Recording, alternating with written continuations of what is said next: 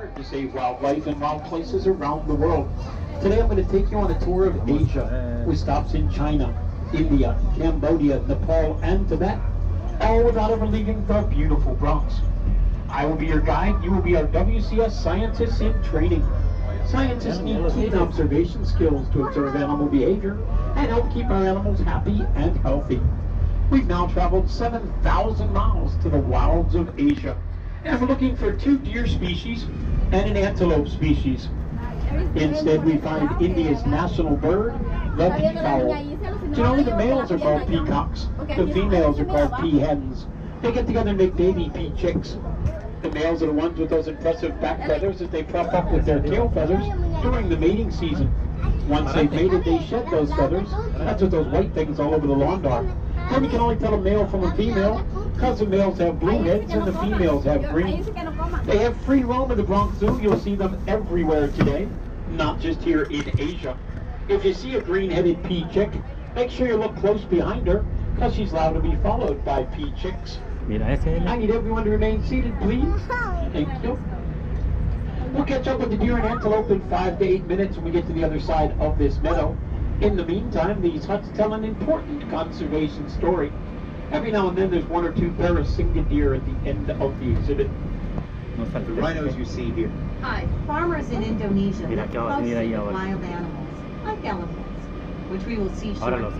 WCS field staff work with local leaders and farmers in Indonesia to come up with the Crop Protection Unit. This unit created many different ways for farming to continue in close proximity of wild animals. One strategy was to soak ropes in chili powder and place them around the crops. Elephants do not like chili and leave the farms alone, allowing the farmer and the animals to share the habitat peacefully. We all know that an animal that's extinct is no longer with us, like the dinosaur and the dodo bird.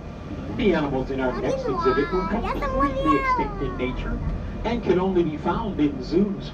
We're talking about the Mongolian wild horse, or Przewalski's horse.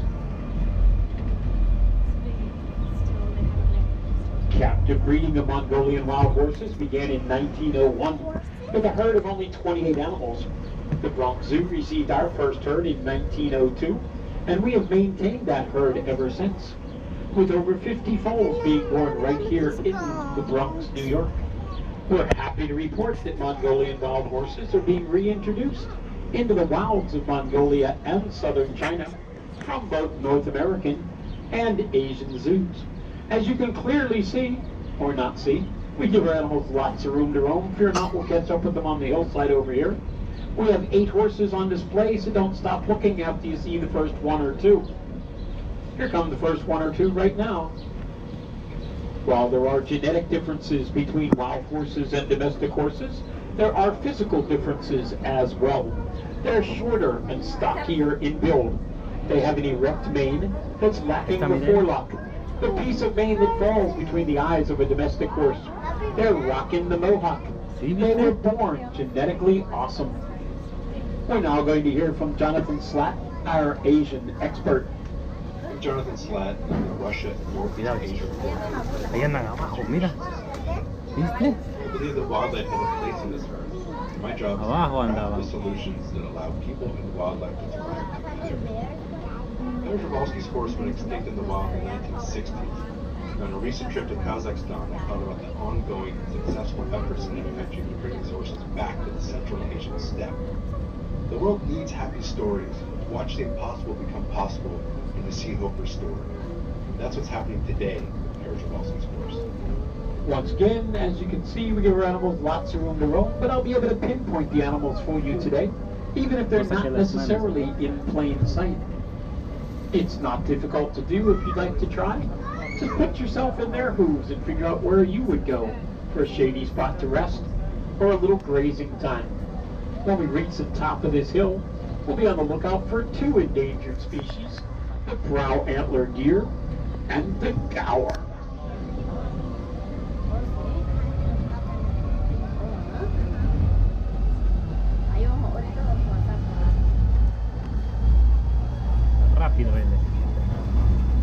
And once more we're greeted with an empty meadow of trees, rocks, and grass. famous rocks left here by the glaciers. Scientists travel hundreds of miles to study them. They're nice and shiny. The first we're going to encounter are the gaur, the world's largest wild cattle. Males stand 6 feet at the shoulder, 10 feet long, and weigh 2,000 pounds. With their incredible size and horns, a gaur can take on anything, even a tiger. What threatens these beautiful creatures is lack of an Asian habitat and diseases they catch from domestic cattle. If the horns point straight up, it's a male. If they curve in at the top, it's a female. Most of the herd is female. Esos son bravos. Mira aquel grandote que vi allá, mira. And in the center on the hill, you'll see some of our brow antler deer. They get their name from the male's antlers that look like 2 bushy eyebrows coming up out of the top of their head. They're currently classified as vulnerable, as all of their habitat has been taken over for farmland in their native Cambodia. But don't strain yourself looking for antlers. It's Ladies' Day out. It's easy to forget sometimes that the Bronx Zoo sits in the heart of an urban setting. But shortly behind us, you're going to hear the roar from the concrete jungle known as the Bronx River Parkway, even though at the moment we're traveling faster than the southbound lane. The large wooden fence in front of you obstructing your view is put there to keep back that traffic noise and help our animals feel more at home and calm. This is especially important since in the next exhibit, we're on the lookout for a tiger. Tiger. Once again, please remain seated with all body parts inside the train. Tiger stripes provide excellent camouflage, and sometimes we have difficulty spotting our tiger. We're looking for Anakin. He's a 6-year-old, 550-pound Siberian or Amur tiger. In the wild, tigers will eat wild pig and deer. And pig he will. He'll eat 40 pounds of meat in one setting, and then not eat again for 3 days. That's the equivalent of 160 hamburgers to you and I. If you ate 160 hamburgers, you wouldn't eat for 3 days either. With less than 3,000 tigers remaining in the wild, and only 1,000 of them being breeding females, we're working with an organization called Panthera to increase this number. Tiger stripes are like fingerprints, no two are alike. That's how we tell our tigers apart. And they're solitary creatures and prefer to live alone. That's why you'll only see one at a time on display here at the Wild Asia Monorail. He's sleeping right to the back of the pond. If you look right behind the bush, you'll see a little spot of orange. He just flipped his tail to let me know this is where I am and you can't see me. Tiger stripes are like fingerprints, no two are alike. That's how we tell our tigers apart. And they're solitary creatures and prefer to live alone. That's why you'll only see one at a time on display here at the Wild Asia Monorail. You can see more tigers by visiting Tiger Mountain, a short shuttle ride from the monorail. He needs to cut his grass. Ya está dormido. Ya va a venir otro por ahí. We're now at the back of our brow antler deer and gaur exhibit. Look up the hill, sunning themselves on the right-hand side are more of the brow antler deer. They redefine the deer in the headlights look.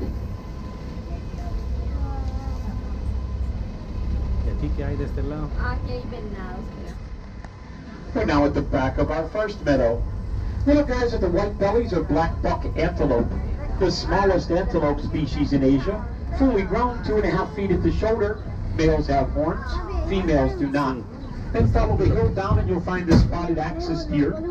Axis deer keep their spots their whole life. We've exhibited axis deer since 1899. And down here on the road are the Barasinga. The word Barasinga means 12-tined in the Hindi language, as males will have 12 to 14 points on their antlers. You'll see more Barasinga when we pass this tree. Just look down the road to the left. They're sitting behind the fence here. ¿Viste? So you look straight down the road to the left. The rest of the herd's down there. Oh, they moved. Never mind. Keeps this job interesting. As we round this next bend, we're going to be able to look out for some pigs.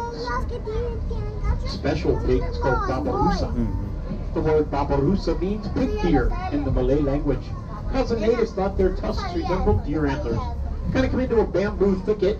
Look right here in the center. This is Kathy, our female. Right there in the clearing. And in the second, we have Julian, our male, with those impressive tusks. ¿Quién está ahí? Up through the snout, back towards its eyes. Asia's version of Pumbaa. They hail from the island of Sulawesi No lo vi. and are Gonzalo. highly endangered. Por aquí. Now I need everyone to remain seated and keep your voices down as we're going to visit with Happy, our Asian elephant. No. One of the world's largest land mammal. Things bigger than you tend to freak you Ahí out. están los elefantes. So mira. please refrain from standing or making loud noises, and everyone will get a good look. She's right here in the center. The first thing you'll notice about an elephant is her size. Happy weighs approximately 10,000 pounds. She eats fruits, vegetables, 200 pounds of hay, and 60 gallons of water each day. The elephant's trunk is an incredible tool with over 40,000 muscles in it. That's more than the entire human body. It's got a finger-like appendage at the end. With it